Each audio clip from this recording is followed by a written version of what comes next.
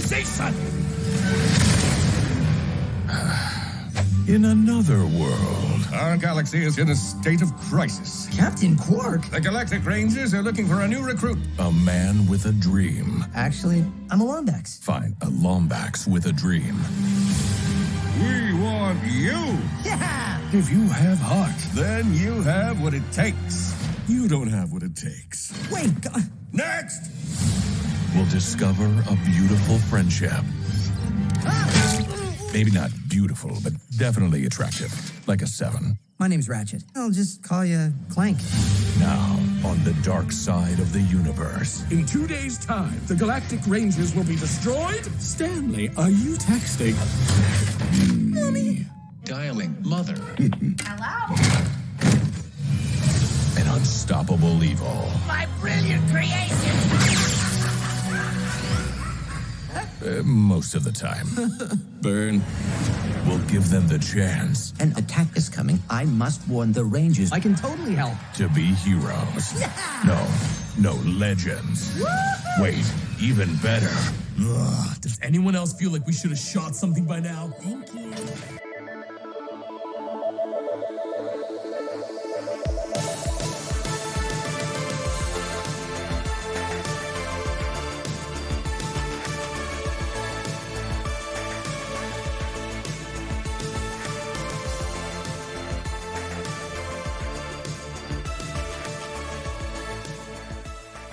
Welcome, everyone, to Cinemarcade. This is the podcast about movies, video games, and the bolts and nuts that fly when those two worlds collide. My name is Solitary Bill Steve Guntley.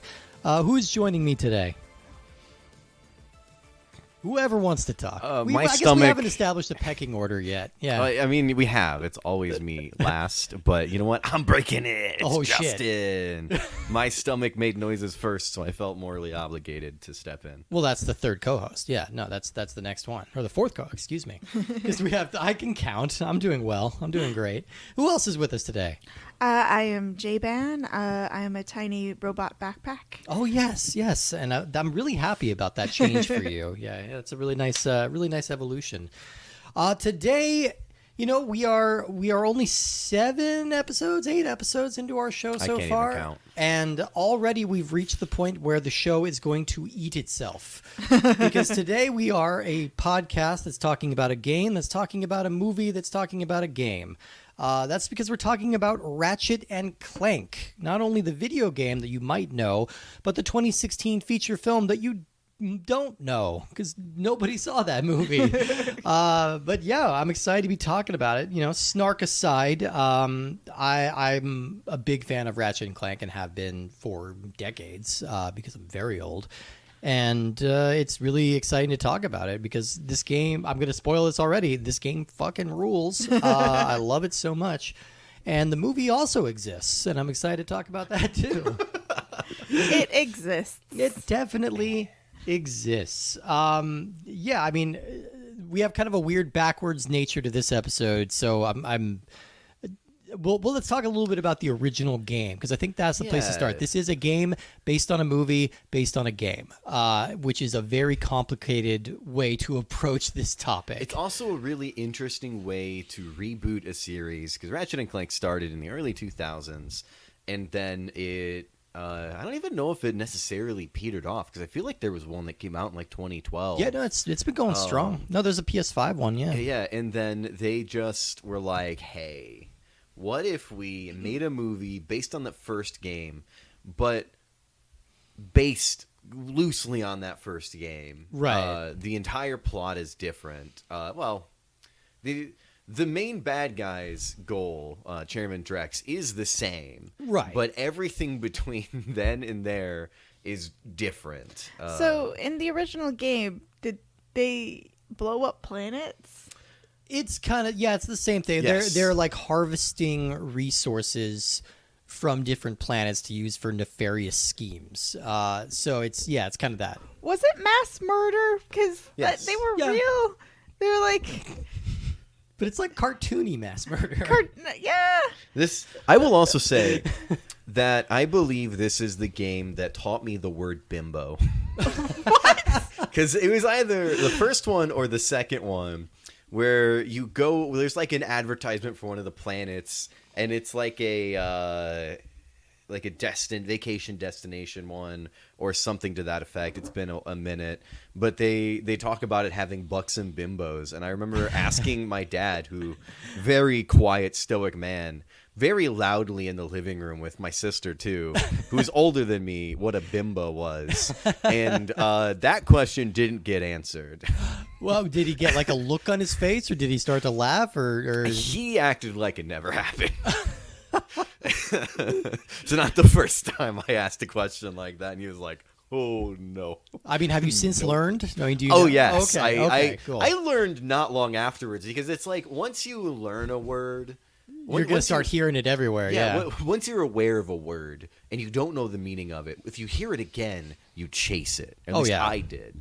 I was a nerd who read a shit ton of books, and so I was like, context clues, how do I figure this out? And eventually I heard it in like a TV show or a movie or something, and I was like, there it is. Okay. And now I can assume what buxom means as well. It means robotic. It means a robotic woman. Yes. Yeah, I mean, so the original Ratchet and Clank game, it was developed by a studio called Insomniac. For those who don't know them, they first made a splash in the PS1 era with the Spyro the Dragon games. Hell which yeah, are they did. Delightful. Yeah. Still a lot of fun. There's a pretty great recent That reboot. Banker, I fucking hate that dude. Oh, the guy, the Moneybag Moneybags, cat or yeah. whatever. Yeah, that guy sucks. Oh, such a jerk. But those games were a big hit, and so they were kind of acquired by Sony to be one of their subsidiary studios alongside Naughty Dog, who was responsible for the Crash Bandicoot games. And now they're doing Last of Us and Uncharted. This may have been... Like, now this is happening every day. Currently, Microsoft is trying to buy Activision Blizzard, and it's just going back and forth. It's pretty much, it's a done deal. They're just waiting on regulatory boards to approve it. Wow. So this happens almost every 3 months. We hear about a studio being acquired by Microsoft or Sony. But this was not... I mean, I was young, so I wasn't super in the know. Yeah. But this was not normal. This was a thing where you were like, oh, that's interesting. Sony's building like a studio. Because I mean, they've got a stable, yeah. They would have like a game studio, and then usually just like one. Yeah. But and Microsoft started doing the same thing with acquiring Bungie. Actually, they didn't even acquire Bungie. They just partnered with Bungie. Right, and then eventually just kind of folded them in. Yeah, it's a whole complicated thing. But, I mean, yeah, they were – I think they were and still are one of their preeminent, like, subsidiary studios. They put them on all the major games. Like, Insomniac is now working on the Spider-Man games, like their 2018, and they're played phenomenal. Them, but I've heard they are damn good. Oh, no, they're exceptional and what I games. have played is Uncharted 1 and The Last of Us 1. Yeah. And those were both damn Naughty good Dog games too from Naughty Dog, and I haven't played 2 or the other Uncharted's, but there's a reason why they made more, because they were good games. They're fantastic.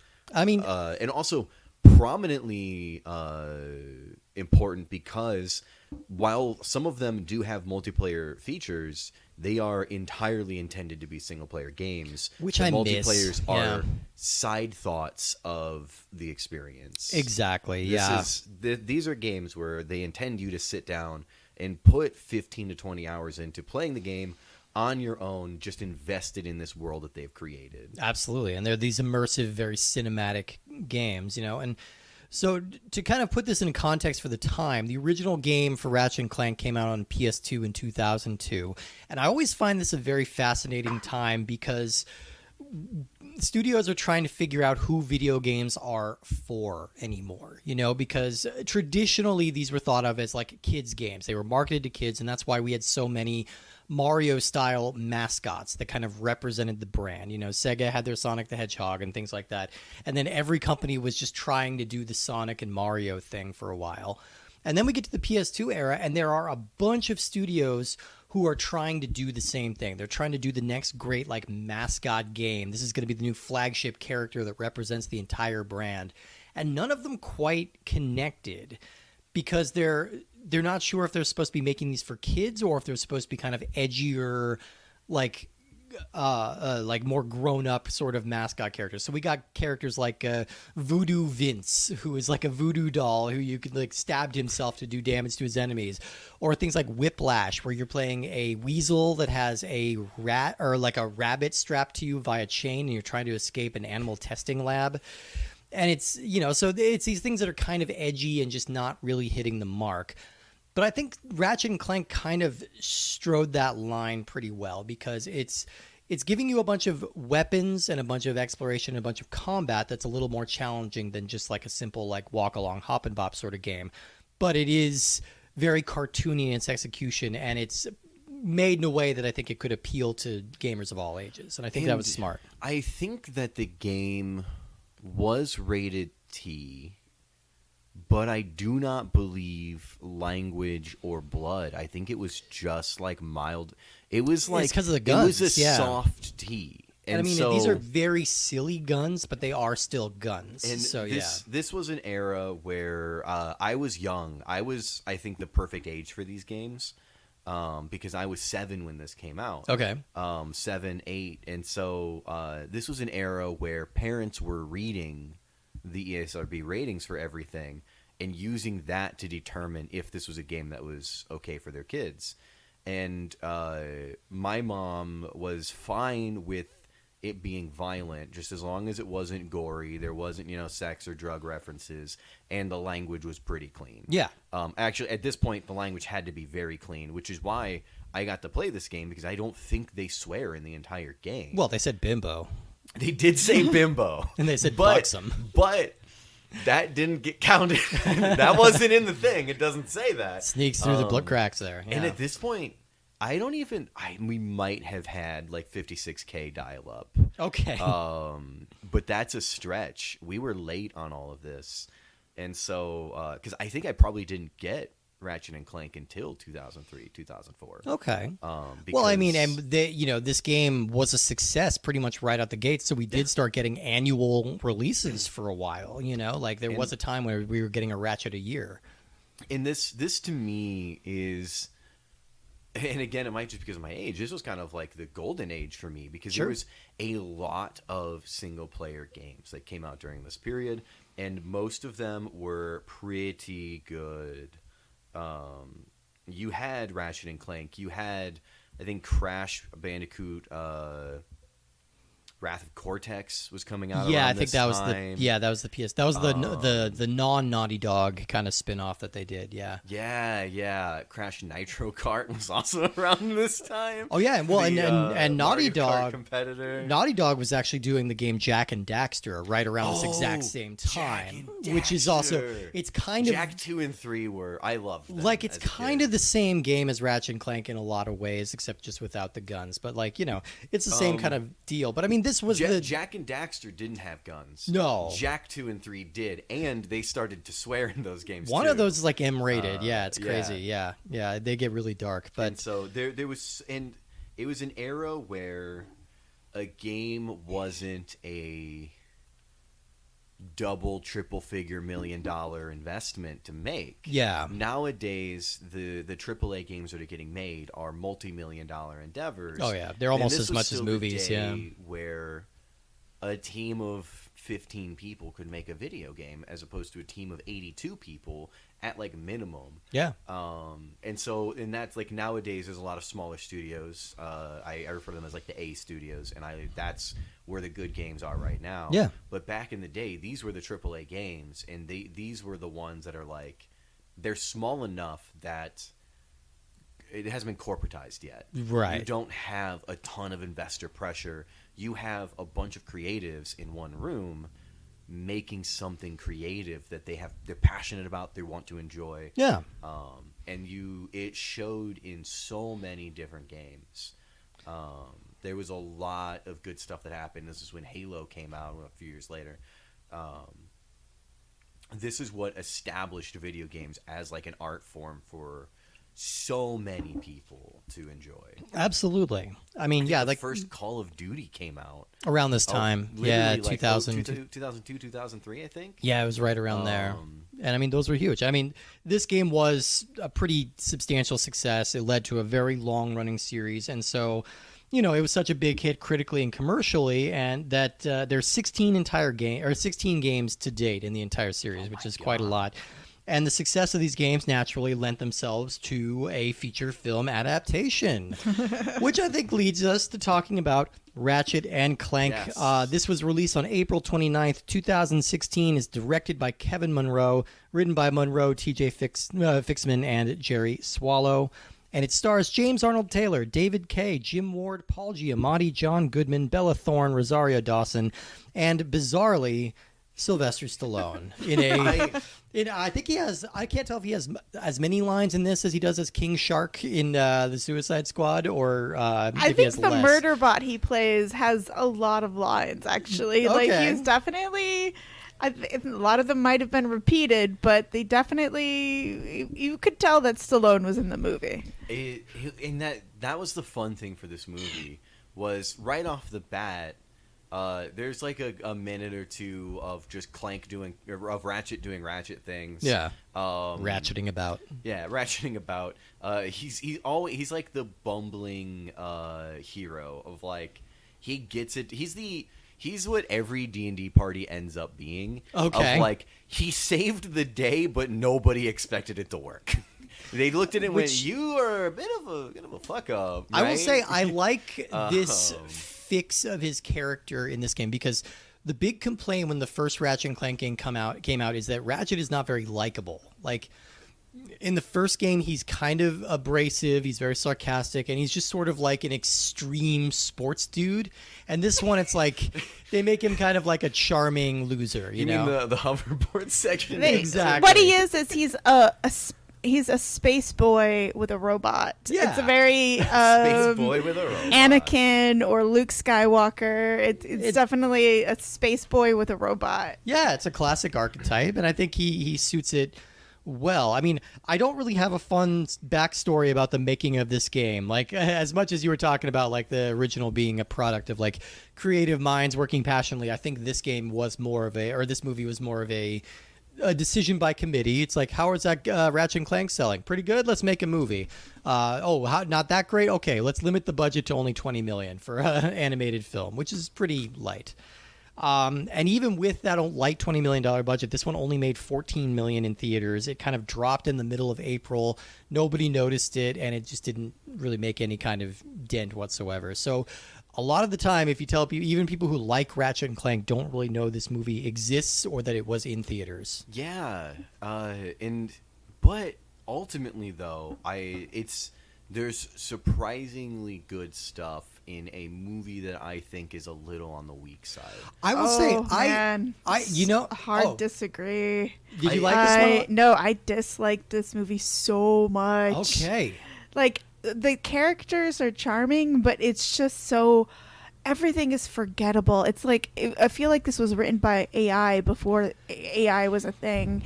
It's just like everything, like, okay, talk about the positives. I like the animation. Yeah. I thought it was charming.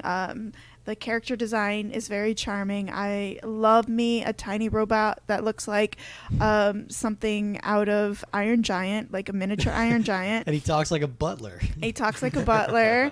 He's got that cute little like claw hand thing going on. Love a claw hand. Like, there is some really cute character design. Captain Quark is an interesting antagonist. He's really fun, yeah. Yeah, I just that there's just so much of the movie that is like a forgettable Saturday morning cartoon series. I'm with you. I think to me the strongest parts are mostly like the nostalgia stuff of like, oh yeah, it's that, and like John Goodman shows up immediately, and I'm like, oh hey, you're in this. Yeah. But then yeah, you're right. The writing is definitely the weakest part in this movie. It opens with genocide. Like, that's a hard like, needle to thread. When Yeah. I was watching the movie, I was like, they didn't, and like later on they talk about them evacuating the planet, but there's no like giant ship armada that has people. But like the initial planets, they're just all like, whoops, everyone's dead. Yeah. And it's just like, it's very jarring to be entering into this kids world where everyone's dead. It's like kind of Alderaan rules, Yeah. like where you don't really want to think about it too much because you realize millions of people are dying. I mean, also Death Star rules. How many people were on that Death Star? Yeah, it's There true. were a lot of people on that Death Star. There yeah, were. but those they were collaborators. They were Nazis. Right. Come on, Yeah, they're space but, Nazis. But I think that's what lends to this is that. So the entire like Ranger plot doesn't exist in the original game. The Yeah. Rangers don't actually become. I don't even think they're really referenced until the third game. Not real. Like Captain Quark is sort of the only one, and Yeah. they sort of round it out with a couple of other characters. That's kind of the central driving plot of this one is that Ratchet wants to leave this isolated planet where he's working as a mechanic. He's an alien called a Lombax. He's the only one of his species, and he wants to kind of get out and explore the universe. And he wants to do that by joining this team of heroes called the Galactic Rangers. And on his way to the trials, he encounters a malfunctioning warbot, or like he was incorrectly assembled. Yeah. Like he's supposed to be this hulking like killer, and in fact, he's like a 2-foot tall little friendly robot. Oh, there's some dog freaking out outside. Yeah, they can't hear us. So that he teams up with Clank, and they go off and try and join the Rangers, and from there they discover galactic conspiracies, and they need to save the day. It's all very boilerplate. I think It's very boilerplate. Yeah. There's so little motivation. Like, why does Ratchet want to get off the planet? It's not like it was like, oh, I want to be famous. Like, big, exciting motivation. Yeah. And like when Captain Quark does his heel turn, it's just so like unconvincing. Like they spend no time giving him the motivation to actually betray everything that exists. And the games, they go into that in more detail. It's just the fact that he is pompous and very stupid and easily manipulated. He doesn't want to lose the comforts of his life, so he lets himself be manipulated by powerful people. And then he eventually kind of redeems himself over the course of the series. But he is just meant to be a dumb lunkhead. And I think a 90-minute movie that's been kind of cheaply assembled doesn't really let us. I don't blame 90 minutes is, it's good. No, I think that's the right length for a lot of movies. I think every movie should be But 90 minutes. I think that I don't think that the time would have saved it. I think that what would have saved it is just better writing. Because I think again, so. he's in the original game, what kind of sells it is that you don't meet or see Captain Quark for a while. He's like an icon. He Yeah, is repeatedly referenced, and you see posters. You even go to like an obstacle training course that he sponsors, and he is an icon, but you never see him, and so he's this hyped up figure. And so then when you finally meet him and get betrayed not long after, that is when it hits a little differently that way.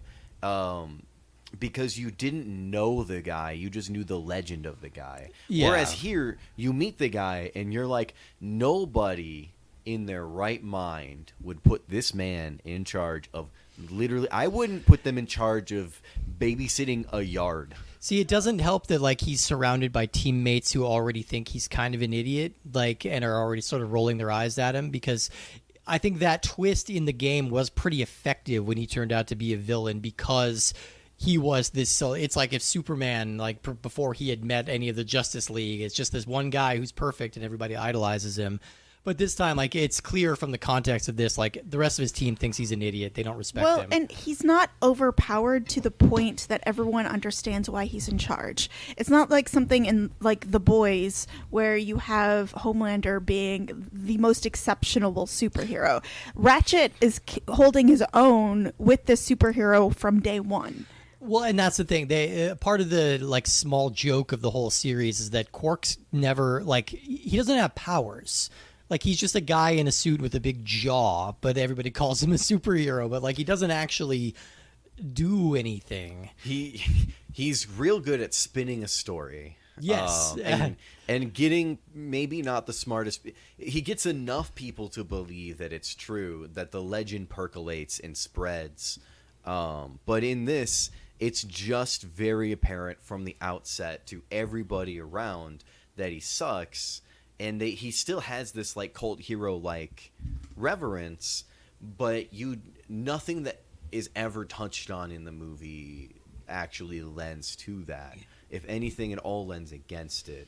And so Yeah. what that has is you have this guy who just sucks, sucking, and then he does a sucky thing, and you're like, well, yeah, okay. I mean, I think And- this movie does a couple of things that I actually appreciate. So I saw this when it first came on Netflix back in 2016, because I'm like, oh, I'm a fan. I better check this out. I missed it in theaters. And I thought it was pretty boring. It didn't really connect with me in any way. And then I just didn't think about it until now. I will say I liked it a little more on the second watch. I appreciated a little bit more about it. I like that they introduced the Galactic Rangers thing here because it gives a little bit of story structure. Like a lot of movies based on video games tend to fall into the trap of trying to make the movie feel like the game. And there's a big difference between watching somebody like do a fetch quest and like doing a fetch quest. There's a big difference between controlling it yourself and engaging in that way and watching somebody just wander around looking for a Googaw. I think that's why the Silent Hill movie sucks so bad. It's like so much time like, oh, we need to go get the key from room 2. I think I saw it underneath that purple tile, like things like that. That's not very exciting, and it doesn't really give us much structure. The Galactic Rangers thing allows for that. I think there are a couple of funny moments in here. I think the vocal performances are all generally pretty strong. I think especially our main two guys, which is David Ward and James Arnold Taylor playing Ratchet and Clank. Look. And I don't know, those two are like veteran voice actors. They do tons of cartoons, tons of movies, or tons of video games, and they rarely get the opportunity to lead a major Hollywood movie, and you can tell they're leaning into that experience. You have the only person that maybe could have done a good enough Obi-Wan Kenobi to be Obi-Wan Kenobi for 6 to 8 years. In between Empire Strikes Back and Jedi? Obi-Wan. Oh. Wait, who are you talking about? James Arnold Taylor. He in the Clone Wars animated series. He's Obi-Wan Kenobi. Okay, And I'm sitting here like, duh. I've never watched that show, but yeah.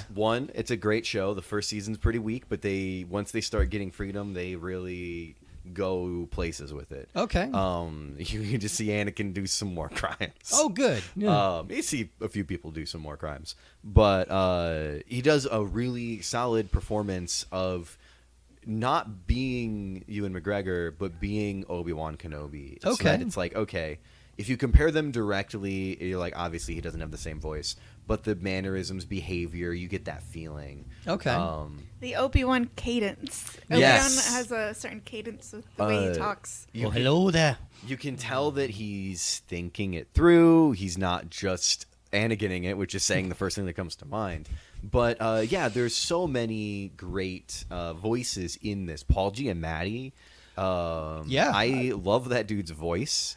There's and whenever I see definitely- him in a movie or whatever, I'm like, oh yeah. This cast feels very random, and a lot of them are very small parts. There is a certain sense of like, okay, who's on the Sony lot today? Like, oh, John Goodman's nearby. Hey, you want to read 2 lines? I wish I knew the story behind Sylvester Stallone, because Yeah. I feel like there must be a story with why he got involved into a Ratchet and Clank movie. Maybe he's like a gamer. He's like really into that series. I just don't know, because like I really liked. I do say I like the voice acting, and I did like Sylvester Stallone's Murderbot, it was just like also the female characters in this are really badly, like poorly drawn. They're pretty much identical. Yeah. And I but couldn't tell them Rosario apart. Dawson's always a really good voice actress. Yeah. But it's just like, I think it's so funny because like I actually watched this movie twice in one day because I couldn't pay attention. I was just like, I'll just do a couple of emails while it's going. Yeah. Fuck, it's over. It slides off the brain a little bit. Yeah, and I'm just like, and then I was like, no, I will. Oh my God, I'm falling asleep. And it was just so difficult to stay focused. And I feel like there's so much expectation on, like, we know what animation can be. Like, and like with, the entirety of Japan, and Pixar and How to Train Your Dragons, like we are, like I'm to the age where I don't need to watch shitty animation. And And it's so funny because it's like you can tell they have you could see the because I didn't play the game in the first game, so like I didn't have the nostalgia factor. Yeah. But you could tell it was drawn from interesting characters and an interesting premise, and that like there were hints of comedy. Like I really love the surtitles underneath the planet descriptions. Oh, yeah. I really liked those, and you could tell that there were like these moments of charming wit that I'm just like when we were playing. I don't know if it's time to transition to the video game. We can do that because there's really not a lot to talk about with this movie. Yeah. Yeah, like it's just the video game is so charming. Straight off the bat, the writing is spectacular. Even though it follows the premise of the movie, it's 1,000 times more interesting and 1,000 times more charming. It's a really weird thing they're trying to pull off here. Okay, yeah, we should transition to this. This game that we're talking about today, it's just called Ratchet and Clank, and it came out the same week in 2016. And this is simultaneously a tie-in to the movie and a remake of the first game, which means they're taking a lot of narrative liberties. They're not really sticking too closely to one or the other because they're quite different. But we're getting a little hint of both. And I think they kind of weave those in pretty expertly. That was honestly surprising to me because of the movie being so dramatically different. The plot of the original game is the very beginning, same. Planets are disappearing. There's no Galactic Rangers. I don't even think they've been formed yet. It's just Captain Quark. Yeah. He's... I don't even know if he's directly referenced, but Clank crash lands. Ratchet just lives on his own as a mechanic. He sees it. He goes, finds Clank. Clank is like, hey, my databanks show that Captain Quark's the greatest hero. We need to go find him. Yeah. Ratchet happens to be a Captain Quark fan, also kind of wants to get out of there, and he's like, you know what? This is an opportunity to go do things. He doesn't have this super big drive for fame. Honestly, it seems like his drive is more of just like the action and getting to play with cool things while doing stuff.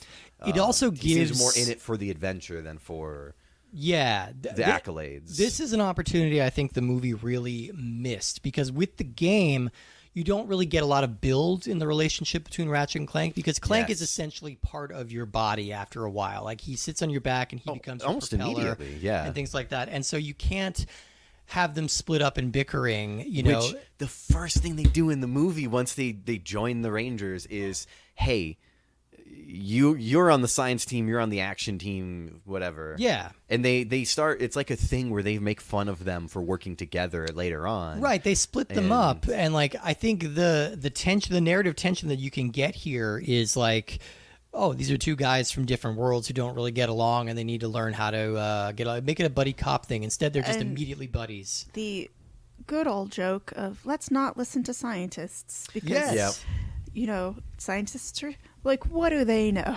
The nerd squad. And especially a scientific woman. In their lab coats with their beakers and their uteri. I don't know. Can't trust them. Can't trust them. What's the plural of uterus? Uteruses? Uter-we? I don't know. It's just uter you. Yeah. I don't think you need to pluralize them very often. I think. But yeah, the games have this like plucky adventure feel to them where Ratchet and Clank are clearly not on the same page, but they're never really against each other. It's just like I'm a robot kind of getting taught how to human. At one point, there's a Captain Quark. It's actually in the first level in the tutorial of the game of the new one, where it's Captain Quark, but he's like a spring figure that's just like sticking up out of the ground, and he just kind of bobbles around in robot voice. Yeah. And Clank is like talking to him like he's a real person, and Ratchet's like, "Hey, bud, you know he's not real, right?" Yeah. Like he's kind of poking fun at Clank, but in a very like good-natured, like bro kind of way. Speaking of Captain Quark, I love how the game sets off. Yes. And they establish him as this sort of like villain in this big prison cell, getting his temples massaged whilst having cucumbers on his eyes. Like they, instead of like establishing, like I thought because I love villains. Like I don't know if our listeners know, but I directed a show about villains. I love bad guys, and Yes. especially cartoonish, bombastic bad guys. And like the establishing of Captain Quark in the game is so brilliant, while the establishing of Dark Deck. Drek. Drek. Chairman Drek. Drek. There you Drek. go. Yeah. Chairman Drek in the movie is just so boring. Yeah. Oh my gosh, it's so boring. Yeah. And it's just like, oof. I mean, They also reference the fact that it's they're talking about a game that's about to come out about Ratchet's adventure That's in the thing. saving this thing. it's And great. They're joking about it right from the He get-go. jokes It's about like, how it's a game based on a holovid based on a game. Yeah. And Captain Quark's like, that's crazy. Why would anybody do that? Yeah. Anyways. and we get characters like that too. Like you replay a mission from the original game, a guy helps you out, and then he says, "All right, I'll see you next reboot." Yeah, like, yeah. And little that's- clever that notions was like the that. surprising thing to me was after you finish the tutorial, and the tutorial is on Veldin. Oh, things are happening. We have to leave Veldin to go try to save the world. Which you immediately go to the next planet. That I don't rather Arcadia maybe, and it is the same level from the original game. Very well remade. That's the really cool thing about this game. Like, not only is it a total visual overhaul because we're going from the PS2 to PS4, it's a complete gameplay overhaul. So they're taking all the things that the series has gained throughout their multiple iterations and implementing them into the story of the first game. So the first game did not allow you to evolve your weapons. Like your weapons in this game will get EXP. They'll change up to 4 times, and then on the 5th evolution, they'll turn into an entirely different gun, which is a system that was introduced in 2, and it just kind of makes And the there's game. also an upgrade system as well, which There's I an think upgrade they system. introduced in 3 or 4. Yeah. And I mean, you get to the strafing ability, which lets you like aim and shoot while you're walking side to side, which is really, really useful. And they just kind of overhaul everything and make it feel fresh and modern. Like this does not feel tossed off. It feels like they put more effort into this game than the movie by a wide margin. The first game was used before anybody knew what the hell to do with the left analog stick Yeah. or the D-pad. They're like, are these the same thing? Yeah, do we need this other Do thing? we just is the analog stick just going to be the D-pad, but you can go around in circles with it as opposed to only having 8 options, the corners, whatever. I think it's 12, whatever. Yeah. It's more than 8. So they were really trying to figure that out. And by 2 and 3, they kind of got it down. And this game definitely benefits a lot from that. And also, it just looks good. This game came out in 2016, Yeah. right? Mm-hmm. And if it came out today, it'd still be pretty decent compared to the other things coming out today. Yeah. It's clearly a cartoony game. However, it is a realistic cartoony game. Grass is grass. People are people. Well, aliens are aliens. Yeah. Everything is cartoony designs, but it's all done in a way where it feels immersive and you don't feel like you're in a cartoon world. It's that kind of that balance of cartoony and realistic. So you're like, okay. And I mean, I get this it. This is game, fun. the gameplay just feels tight as hell. Like it just feels so responsive and so fun. I love the wide variety of weird ass weapons that you get. Like we didn't even get to some of the crazier ones, like Mr. Zircon or the disco ball gun or things like that. Like there is so much wacky stuff in this game. It always keeps things fresh. They kind of slowly mete out the weapons to you, so you're not like just getting them all at the beginning and then like getting bored of them. You're always gaining new ones.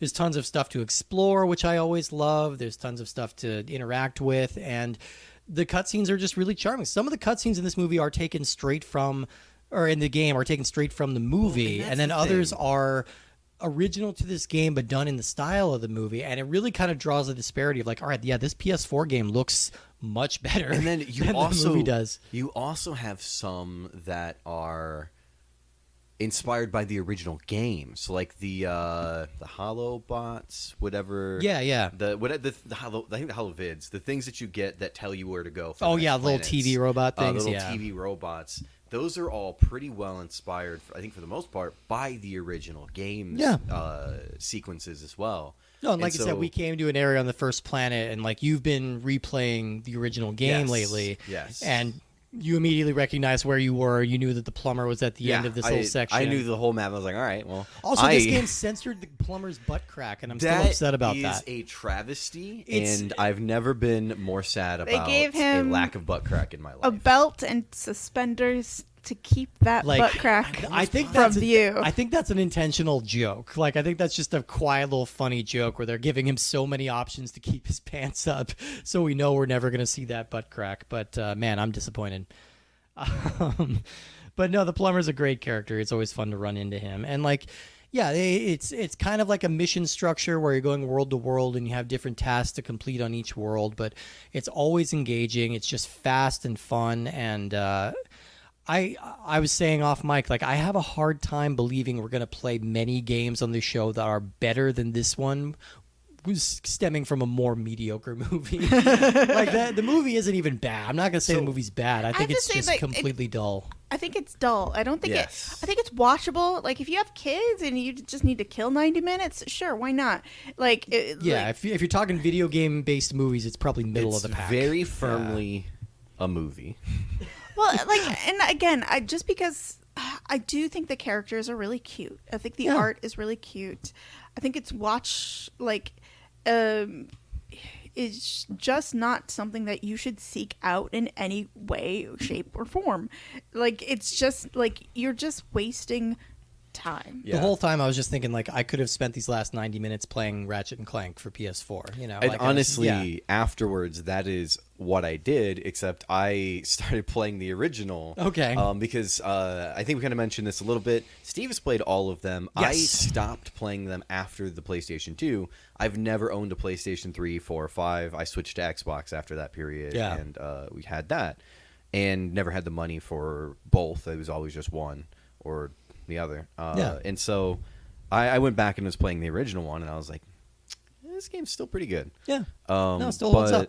Yeah, and that's the thing of, like, there's so many things they could have pulled from in the source material for the movie, and everything that they came up with kind of sucked. Yeah. Yeah. All the things that were kind of changed were rough. Yeah, the stuff that works best is the stuff that's making you remember the game. Yeah. But yeah, I agree that the characters never really developed into anything significant. them. And even in the game, which has much less opportunity for character development, you get a much better sense of who Ratchet is. Did you all watch the Teenage Mutant Ninja Turtle that the director... Yeah, Which one is this? This is the 2007 animated TMNT. We'll be watching it and playing it on this show. Oh, okay. Well, Yeah. then maybe we shouldn't talk about it. But like, I feel very much the same about that movie that I do about this movie, where it's just kind of like, that is a movie. That's It a exists. Yeah, It it's is a movie solid that- 5. It's so funny. This movie made me want to watch How to Train Your Dragon so much. I love that movie. Yeah. It's honestly similar kind of styles in terms of, like, how cartoony they are. They're not super cartoony, but they are a little cartoony for sure. But yeah, There was nothing in this movie that you saw and you were like, oh, that was cool. None of the visuals were particularly impressive. Everything was just very there. And you're like, this was a movie. None of this really stuck out at any point. But the references to the original games were cool. I enjoyed those. But that otherwise, it's a very... It's so funny because, like, family animation is such a interesting gamble, because you just, like, recently of this recording, you've had the Super Marios, which is, like, what, #1 film of the year? Yeah, it's a massive hit. Yeah, it's a a $1 billion movie. massive hit.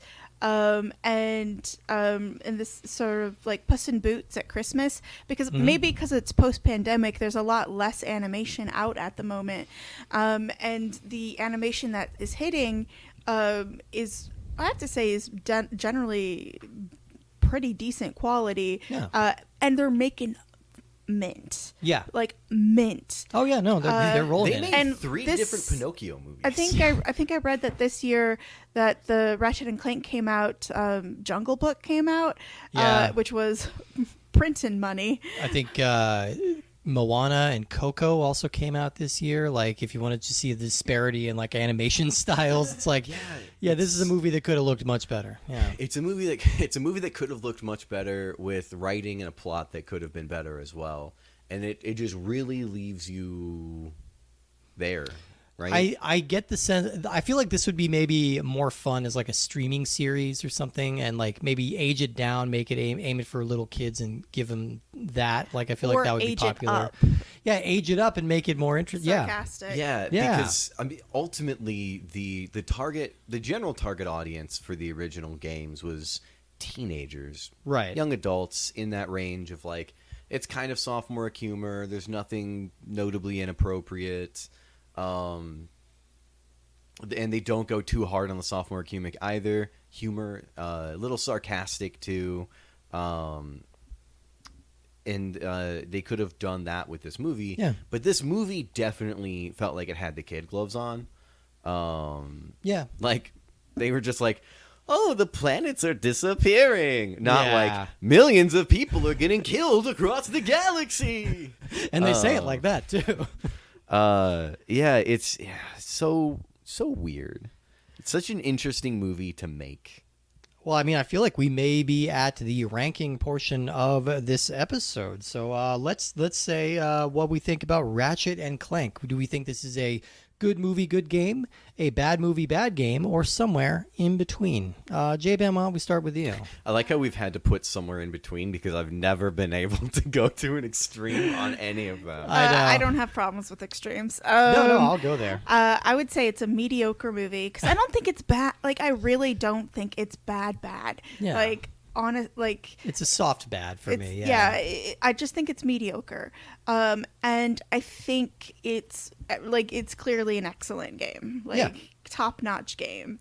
And I like, you know how I have problems jumping. I had no problems jumping. Well, that's not You true. had problems. You had problems doing other things while jumping or yes. around jumping. But you did all the jumps correctly. Yeah. Jumps you nailed. The jumps I nailed. You And got I was pretty good at that swing shot too. it's just yeah. I will say the combat is a little interesting. There's still just like some room for improvement. It's not bad. Yeah. It's still pretty decent. But it gets better as your guns get stronger. I will that say might be that. the Like, they case. started moving faster, and you can upgrade them. They'll start moving faster. The weapons are a little intentionally clunky at the beginning. The weapons feel a little bit clunky, and even the original game. In this game, you have it too, where if you have the weapon aimed almost entirely at an enemy, it like highlights them, and then it'll kind of shoot to them instead of exactly where you're pointing. Right. A little bit of aim assist, and I feel like this game needed a little bit more of that. Yeah, a little bit. It's a little imprecise to shoot. You end up missing a lot, and if you only have 40 bullets in your gun, that's rough. Yeah. Yeah, but you didn't die once. I mean, unless you threw yourself off a cliff. I threw So, like, myself I feel off like of the a cliff difficulty twice. level, like, But yeah. yes. I feel like the difficulty level actually isn't that. We were playing on normal. There Yeah. is a harder difficulty level, which probably would have made things a little easier. Well, and I I think think I did die once, but it was a careless. I also had issues with the aiming because, like, I'm used Right. to sort of the Bethesda style of First like person. aiming, first person shooting, and like aiming whilst being like in third person is very difficult for me. I'm like, I was like, It's a where, new dynamic. like, Yeah. There's two general philosophies for third-person combat like that, and it's usually what games end up doing, especially games that have a lot of guns. They're gonna do over the shoulder, so it's zoomed in a little closer and a little more off to like the head, between the head and the shoulder, and then back a bit, like Gears of War and other games like that. And that way, you're following your actual aiming reticule more often. Whereas in Ratchet and Clank, it's kind of a free camera. You can force the camera to be the direction that you're looking and aim that way, but it is an awkward control style. Ooh, yeah. I still thought it was a good game. I was thoroughly enjoying it. We played through the first 2 levels and then half of the third level. The third level starts off with a spaceship sequence that honestly I've played much better flying sequences in games, but it was okay. But it's meant to be more of a mini game than like a it fully was more developed. it was yeah. definitely one of those things of where they're like, here's this important thing that we either want to or have to take from the movie, and we don't want it to be a cutscene. That just feels wrong. So we'll put you in control of your ship. I think that the earlier games had better flying combat than this sequence did. Yeah. But otherwise, the game was fun, enjoyable, a lot of the same Ratchet and Clank charm. The guns were weird and interesting, which is exactly how they should be. All very disparate. It's not like playing Call of Duty where you have 45 assault rifles. You have a grenade glove. You have or bomb glove technically. You have the combustor, which is just like a little not quite machine gun, but almost machine gun. A flamethrower, stuff like that. But yeah, it was fun. You beat stuff up, collect bolts. Yeah. I think that So good game. good game and movie. You're game saying and good? Or are you saying movie. good No, movie? good game and movie. In the sense that You have to have an the adjective. movie You have an exists. adjective. It's There's good got to be an game, adjective. good game and And then- existing movie. And then heavy pause movie. Yeah. okay. No, All it's right. sorry. So Yeah, I didn't. In my head, that's what I was intending to do, but I said it too fast. The movie exists. It's mediocre for sure. Only watch it if you really, really want to watch the Ratchet and Clank movie. Yeah.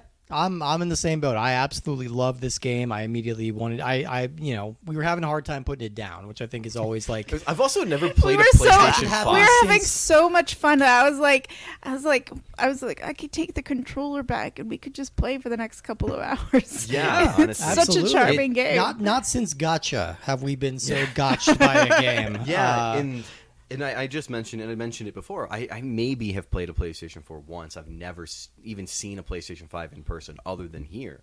And so playing That's on a the weird PlayStation brag. 5 controller. That's a weird brag. You're like, no, it's it's just that it was I- weird to play on the controller because it's a little different. I've been using Xbox controllers I forever. kind of want to show you guys the newest game that just came out but for the PS5 for that- Ratchet Clank. It that is the was the best thing. looking game I've ever seen. playing this game. It's I was gorgeous. what's like, it called? This one's called Ratchet and Clank Rift Apart, RIFT, and it's it's really gorgeous. It's a lot of fun too. And playing this was just like, how do I play all of these now? yeah. Because They're pretty accessible if I you have can a emulate the originals and going up maybe even to the PlayStation 3, but I don't know if they have emulators available for the 4 and 5. No, and I don't know if I want to buy a PlayStation 5. I mean, I just love for mine, but this. they are a little The thing about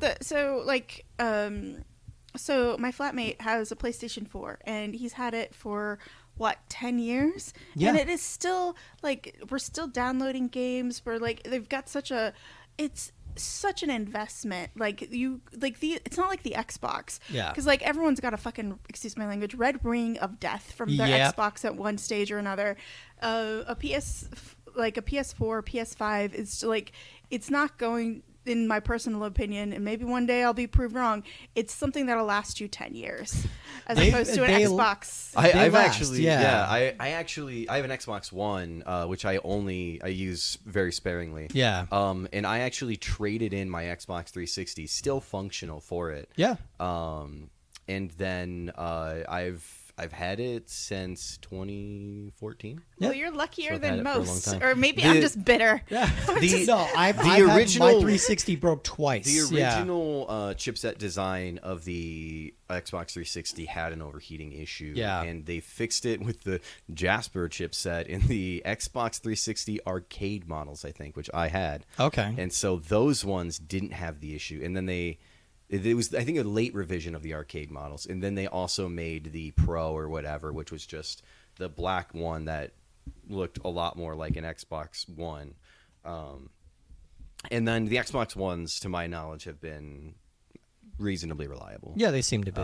Yeah. No issues. And then, yeah, I've had mine since forever. But I usually play PC, so I don't use it all that often. But yeah, if I didn't have an Xbox One and a pretty solid computer, I would consider buying a PlayStation 5. But You know, I will love say, it just because I like having this weird like monolith in my house that like speaks to me and tells me to kill. we've discussed it a little Something bit here. straight out of 2001: A Space Odyssey. Yeah, but the PlayStation 5 and Sony does have a lot of the studios that are known for good single player experiences. Well, and they have the exclusives. Exclusive experiences Yeah. like Spider-Man and The Last of Us. I think And The Ratchet Last Clank. of Us is just now getting a remastered PC release. Yeah. And it did not go well. And so if that's what you want, absolutely go for it, because there's so many good titles that you can just play on your own, as well as stuff that you can play with other people. But I think the PlayStation 5 definitely has a lot of very solid, reasonably long single-player games. And what's your rating? Yeah, we got off topic. I'm sorry. I am going great game, okay movie. Yeah, I mean, I'm already modifying our own system, but and your all-time greatest game that we've reviewed so far. far and away so far, this is the best game we've played, and I am curious. This is better than Wayne's World? Somehow You're I saying find this this is better than Gotcha? Somehow this is better than Gotcha. I mean, granted, I played Gotcha way more, and I think there's better character development in Gotcha, of course. What was the last one we felt? Oh yeah, Vertigo. Dracula. Oh we my did Vertigo God, last. Yeah, I repressed yeah. Vertigo. No, Dracula. I'll play that all day compared Yeah. to Vertigo. No, Dracula was there. That's It was right. there. That one was there. like, it was all right compared to Vertigo. You're right. For folks who maybe have just started listening, for us when we're recording this is like the first time we've recorded since the podcast has gone live. So hello to everybody out there. I can also say now that we have an email you can contact us at if you have any letters or questions or comments. That's cinemaarcadepodcast@gmail.com. We also have an Instagram, and that's cinemaarcade_podcast. That's not at gmail.com. That's at Instagram. And so you can follow us at either of those places for updates on the show. Send us letters, send us corrections, revisions, whatever you got to send us. Send it along. We love hearing from you. Yeah, my memory's not the greatest. So Yeah, there's hey. probably a few things you can correct me on. But then also, if you have solid games that were made by movies that inspired games. Games that let us inspired know. movies. We have a large list, But I'm sure it's not entirely complete. It's probably not entirely complete, and if people want to see a particular one, then we can maybe bump that up a little bit. Absolutely. If it's currently at position 250, maybe we could put it at like 30. We might get or excited. 15. We I might don't get even know. excited. What Who episode is knows? this? This 8? is 7 or 8. Yeah, somewhere around there. Yeah, 9, yeah. 10? Non-committal. 6? Non-committal number. Non-committal. Yeah. number. Vaguely, it's vaguely 7. I remember it's 7. It's 7. Oh, okay. Yeah, there we go. It's 7. But next week is going to be exciting because back in the first episode we mentioned that when we encounter multiple games based on multiple movies like that are in a series, we're going to do a little mini series and keep them both together or keep them all together. So we are coming to our first mini series. It's going to be a short one, only 2 movies, but we are going to be playing starting next week. We're going to be talking about 1984's Gremlins with the Atari game that corresponds to it. Following that, we are going to be talking about 1990's Gremlins 2, the new batch, and the NES game that came with that. So the next 2 weeks are going to be all Gremlins. So everybody listening, do not eat after midnight, okay? Stay out of direct sunlight, and for the love of God, do not get wet, because we need you here to listen to those episodes. I'm excited to get into I'm them. so excited. Is this I where I love admit Gremlins. I've never seen the Gremlins. Oh, you are in for a treat. You are about to have a great couple of weeks because both of these movies are fantastic. And at least one of these games is very good. I've never played one of them, but one of these games is very good in my opinion. That's a spoiler. Yeah. He's trying to sway our opinions. Yeah. Or this is a ruse, and it's terrible. It's all a ruse. It's ET 2.0. I'm ambushing you. Yeah, so I this mean, is the part of you Gremlins where you need mentioned to climb one. out of the hole. Yeah, you mentioned one came out on the Atari, so that scares me a That's the little. one that scares me too. I don't know if that one's any good, but we will find out. So thank you everybody for listening. We tip our wrench in your direction. Thank you so much. We will see you next time with Gremlins. Bye everybody. Bye.